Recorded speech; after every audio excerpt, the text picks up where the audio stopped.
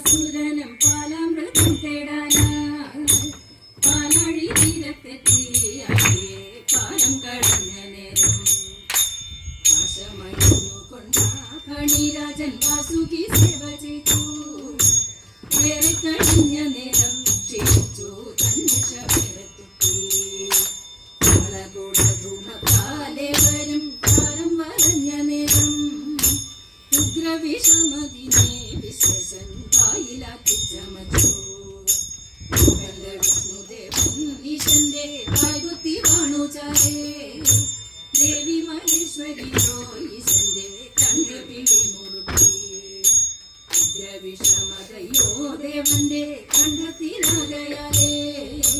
നീലയായി കണ്ഠമാകെ ദേവനോ നീലകണ്ഠനുമായി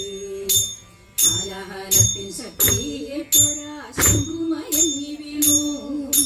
തന്റെ മടിത്തട്ടിലായി ഈശനെ ഏറ്റി ശിവൻ കരിയും ആദിയെ പാലിച്ചേറ്റം ശക്തിയും അവരെ കാത്തിരുന്നു ദേവന്മാർ പ്രാർത്ഥനയാൽ കഴിച്ചു നേരം പുലരും വരെ നേരം പുലർന്ന നേരം കാലാരി കണ്ണു തുറമെണിക്കു ഘോഷിച്ചു ദേവകളും ദേവിയും പുഞ്ചിരി തെങ്കൊഴിച്ചു ദേവന്മാർ ദേവി താനും നിദ്ര വിട്ട് പ്രാർത്ഥിച്ചരാവു പിന്നെ ശിവരാത്രിയായി കരുതി ഭക്തരോ കൊണ്ടാടി വന്നിരുന്നു കാരണകാര്യങ്ങൾ തന്നാഥനെ ശ്രീ മഹാദേവ ശംഭോ ദേവദേവ ശിവനെ മഹേശ കാക്കണേ കാലാരിയെ മംഗളം തന്നിടണേ ഹരനെ പുണ്യപുരാതനനെ പാരാതെ കാത്തിടണേ പുരന്തക പാതി പാതി ശിവനെ മംഗളം തന്നിടണേ ഹരനെ പുണ്യപുരാതനനെ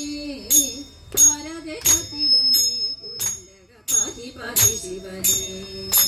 പാരാതെ കാത്തിടണേ പുരന്തക പാതി പാതി ശിവനെ പാതി പാതി ശിവനെ പാതി പാതി ശിവനെ